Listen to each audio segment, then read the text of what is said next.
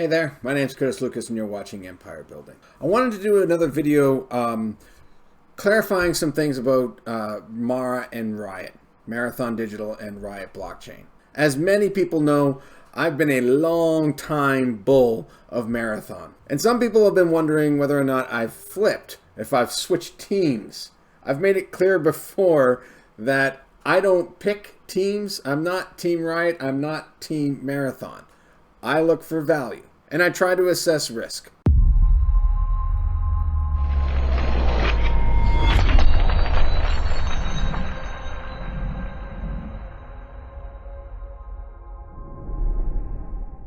So to answer the question whether or not I am still bullish on Marathon, I absolutely am still bullish on Marathon. But I'd have to say I'm even more bullish on the future outlook of Riot. Not because it's better than Marathon, but there's certainly more value prospect there at the current time. It's really hard not to be. I do recognize that the two companies have a somewhat different approach to their expansions and strategy. Marathon is going the asset light approach, where they don't want to own or operate their own facilities. Whereas Riot is invested heavily in building out state-of-the-art facilities that they themselves own and operate. I can see the value in both approaches, but I don't necessarily think that one is worth twice the other. And each one comes with its own set of risks, whether that be risks on execution or counterparty risk. But as I mentioned, I'm not just pitting one company against the other. You have to evaluate it based on inherent value. What's the market cap and what's the company's performance been like? I spent some time reviewing the October operational updates that both companies released, and yet again, for the second month in a row, despite Riot having a lower overall installed hash rate, outperformed MARA in terms of Bitcoin production. Riot produced 464 Bitcoin, whereas MARA produced 417.7 Bitcoin during the month of October, despite Marathon having 2.96 exahash of installed hash power versus Riot at 2.8. Riot produced 11% more Bitcoin than Marathon did. The only explanation I have for this is the performance of the MARA pool. Now, it is possible that there are some anomalies as a result of Marathon running their own pool. If that pool as a percentage of the overall Bitcoin hash power worldwide is significantly smaller than the pool that Riot might be participating in, then the payouts are not going to be as linear. Sometimes they might be more, sometimes they might be less. It'll be a little more choppy. But one would think that over the course of a month or certainly 2 months, that those inconsistencies would have averaged out. So I do think it's more likely that they're continuing to have some level of difficulty in maintaining 100% uptime. One exciting piece of news lately was that Marathon has started chartering airplanes to deliver their miners from Malaysia. This in their attempt to counteract the effects of the global supply shortage and logistics.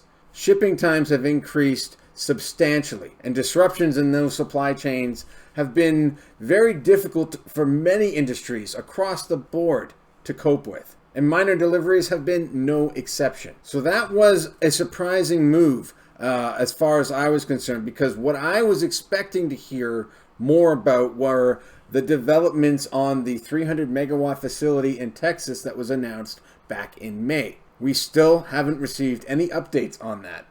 The only thing that Marathon has announced and revealed to us was that the company had delivered roughly 12,000 S19 miners to a Compute North facility somewhere. Me personally, I would like to hear more about that. I think in this day and age, at this stage in the game, transparency speaks volumes. And Marathon has been very good at this in the past, sharing updates on how development and construction was going at the Hardin facility. They've recently put out their own YouTube channel, sharing videos on what that facility looks like. And it appears, as of now, it's reached its full capacity. which is an exciting milestone that should be celebrated. But now that that's done, we need to know more about where the additional approximately 10 exahash is going to go between now and the middle of next year. It's very exciting to have these miners show up, and it's very exciting to see new all-time highs being reached day after day. This has been a very long time coming. But assuming everything is on track, then Marathon is about to plug in over 12,000 miners this month that have already been delivered to a Compute North site somewhere, with another 3,200 miners currently in transit. I can only assume those are the ones on the planes. Combined, that would lead to an increase in the month of November of 1.5 exahash, assuming they're able to deploy them all in this month. That would give Marathon an enormous lead over its competition. But of course, that's all in the short term, which is important considering Bitcoin is currently on its run. But assuming they're able to meet their final target of reaching 13 exahash by the middle of next year, as they expect, then the company no doubt will perform exceptionally. Reaching 13 exahash would be an incredible achievement, regardless of what the global hash rate is by that time. And with this operational update, we now know that Riot blockchain intends to increase their hash power by the end of next year to 8.6 exahash, with the announcement of a brand new $54 million order of 9,000 S19J Pro miners. It's good to know that Riot is still able to fill orders and have them delivered by the middle of next year. So I have no doubt there will be more orders announced in the coming months, considering the fact that facility that they're building in Windstone, Texas is a monster, capable of housing far more miners than they currently have on order. And construction there is not slowing down. And as Jason made abundantly clear during my interview with him last week, they have no intention of leaving those buildings empty. Now, I'll probably do a different video on this next topic specifically, but just to give you a rough idea, there's an additional 400 megawatts of capacity coming online at that site. And roughly half of that will be immersion and half of that will be air-cooled. Now, during my interview with him, Jason mentioned that in the air-cooled buildings, they can fit about 2.8 exahash or 28,000 air-cooled S19 miners, versus the immersion cooled buildings can fit about 23,000 miners or 2.3 exahash. And that doesn't include any of the miners that they already have plugged in at that site. That's the part I'm not entirely sure on, and I will do the math on that based on the information that I think I have. But just those 4 additional buildings that are currently under construction would give them a base capacity of 10.2 exahash. And that doesn't include the miners they already had installed at the CoinMint facility in upstate New York, or the miners they already have in the 3rd building on that site. But even more important to that is the fact that the immersion cooled facilities has the ability to overclock due to the fact that those miners run at far lower temperatures. As long as you can keep temperatures low, increasing or overclocking those miners, well, what that means is you're just increasing the voltage you're passing through those machines. And in doing so, it produces more heat. As long as you can manage that heat and keep the temperature of those chips within safe operating parameters, then there's very little impact on the effectiveness or even the life cycle of those miners. What this means is, if they choose to do so, they can increase the output of those miners by 50%, as much as 50%.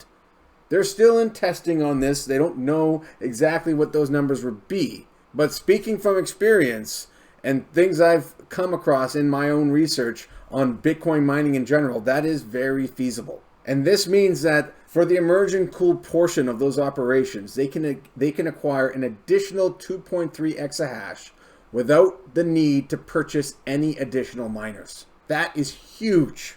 And that alone, assuming they can complete the orders and fill all of those remaining buildings, could actually put them above Marathon's 13 exahash by the end of 2022. Now, having said that, there's no guarantee that Mars is going to be standing still either. But as always, this is a game of timing. If Marathon expects to expand even further above what they've already announced, then they're going to need to purchase additional miners and find a place for those miners to be hosted using their asset-light approach. The point here is that one of these companies is not necessarily better than the other. They are different. They have different approaches.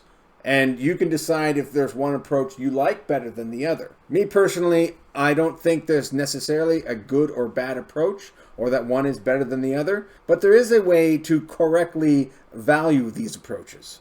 And I don't think the market is valuing them correctly at the moment. And I definitely would like to see more detailed updates on what exactly is happening with these developments at Marathon's partner, Compute North. I've tried searching for information.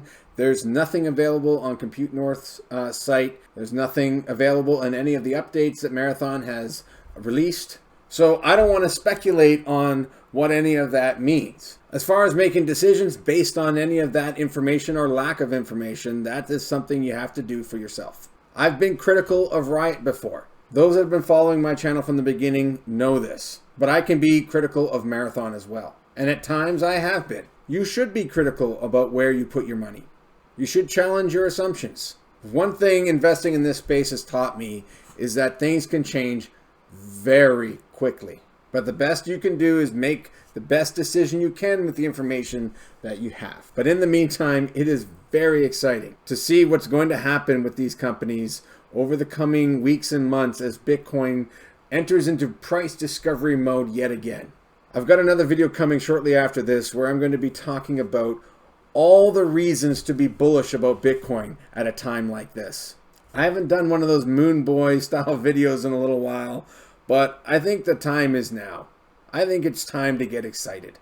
I think it's time that Bitcoin surprises yet again. All the doubters, all the naysayers, all the skeptics, and most of all the short sellers.